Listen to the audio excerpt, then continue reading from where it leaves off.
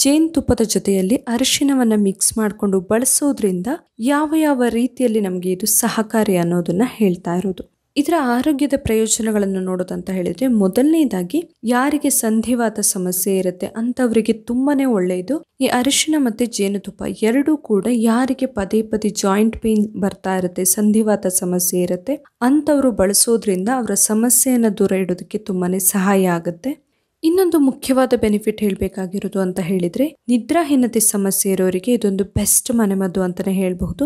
ರಾತ್ರಿ ಮಲಗೋದಕ್ಕಿಂತ ಮುಂಚೆ ಇವೆರಡರ ಮಿಶ್ರಣವನ್ನ ಬಳಸೋದ್ರಿಂದ ರಾತ್ರಿ ಪೂರ್ತಿ ಚೆನ್ನಾಗಿ ನಿದ್ದೆ ಮಾಡೋದಕ್ಕೆ ಸಹಾಯ ಆಗುತ್ತೆ. ಅದರ ಜೊತೆಯಲ್ಲಿ ಯಾರು ಮಾನಸಿಕ ಒತ್ತಡ ಸಮಸ್ಯೆಯಿಂದ ಬಳಲ್ತಾ ಇರ್ತಾರೆ, ತುಂಬಾನೇ ಸ್ಟ್ರೆಸ್ ಇರುತ್ತೆ ಅಂತವರು ಕೂಡ ಇದನ್ನ ಬಳಸೋದ್ರಿಂದ ಸ್ಟ್ರೆಸ್ ಲೆವೆಲ್ನ ಕಡಿಮೆ ಮಾಡ್ಕೊಳ್ಬಹುದು. ಇನ್ನು ಅರಿಶಿನ ನಮ್ಮೆಲ್ಲರಿಗೂ ಗೊತ್ತಿರೋ ಹಾಗೆ ಆಂಟಿಸೆಪ್ಟಿಕ್ ಗುಣಗಳನ್ನ ಹೊಂದಿದೆ ಅಲ್ವಾ. ನಮಗೆ ಗಾಯ ಎಲ್ಲ ಆದಾಗ ನಾವು ನಾರ್ಮಲ್ ಆಗಿ ಅರಿಶಿನವನ್ನ ಬಳಸ್ತೀವಿ. ಸೊ ಅದೇ ರೀತಿಯಲ್ಲಿ ಅರಿಶಿನ ಮತ್ತೆ ಜೇನುತುಪ್ಪದ ಮಿಶ್ರಣ ಕೂಡ ನಮ್ಗೆ ಏನಾದ್ರೂ ಗಾಯ, ಕಜ್ಜಿ, ತುರಿಕೆ ಎಲ್ಲ ಆಗಿದ್ರೆ ಅವುಗಳನ್ನ ದೂರ ಇಡೋದಕ್ಕೆ ತುಂಬಾನೇ ಸಹಾಯ ಆಗುತ್ತೆ. ಅದರ ಜೊತೆಯಲ್ಲಿ ಇನ್ನೊಂದು ಇಂಪಾರ್ಟೆಂಟ್ ಆಗಿ ಹೇಳ್ಬೇಕಂತ ಹೇಳಿದ್ರೆ, ನಮ್ಮ ಚರ್ಮದ ಆರೋಗ್ಯಕ್ಕೆ ತುಂಬಾನೇ ಒಳ್ಳೆಯದು. ನಾವು ಇದನ್ನ ಹಾಗೇನೆ ತಿನ್ನಬಹುದು ಅಥವಾ ಅದನ್ನ ನಾವು ಮುಖಕ್ಕೆ ಅಪ್ಲೈ ಕೂಡ ಮಾಡ್ಕೊಳ್ಬಹುದು.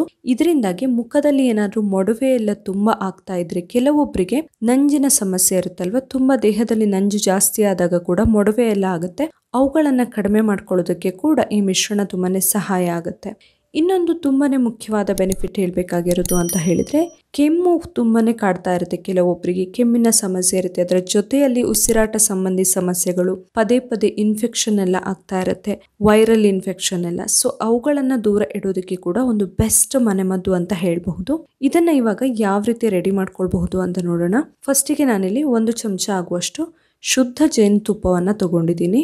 ಇದಕ್ಕೆ ಇವಾಗ 1 ಚಿಟಿಕೆ ಆಗುವಷ್ಟು ಅರಿಶಿನವನ್ನ ಹಾಕೊಳ್ತಾ ಇದ್ದೀನಿ. ನಾವು ಅಡುಗೆಯಲ್ಲಿ ಬಳಸುವ ಅರಿಶಿನವನ್ನ ಹಾಕೊಳ್ಬಹುದು. ನಾವು ಮನೆಯಲ್ಲೇ ಮಾಡಿರುವಂತಹ ಅರಿಶಿನ ಇದ್ರೆ ಇನ್ನೂ ಒಳ್ಳೆಯದು. ಇವೆರಡನ್ನ ಚೆನ್ನಾಗಿ ಮಿಕ್ಸ್ ಮಾಡಿಕೊಂಡು 1 ಚಮಚ ಆಗುವಷ್ಟು ನಾವಿದನ್ನ ತಿನ್ನಬಹುದು ಅಥವಾ ಚರ್ಮಕ್ಕೆ ಅಂತಾದ್ರೆ ಅಪ್ಲೈ ಮಾಡಬಹುದು. ಕೆಮ್ಮೆಲ್ಲ ಇದ್ದಾಗ ಅಂತಾದ್ರೆ ಯಾವಾಗ ಇರುತ್ತೆ ಆವಾಗ ಮಾತ್ರ ಬಳಸಬಹುದು. ಇನ್ನು ನಿದ್ರಾಹೀನತೆಗೆಲ್ಲ ಅಂತಾದ್ರೆ ಪ್ರತಿನಿತ್ಯ ಬೇಕಂದ್ರೂ ಬಳಸಬಹುದು.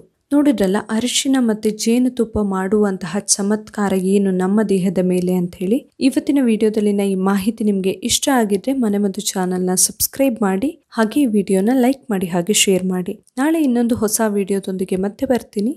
Thank you.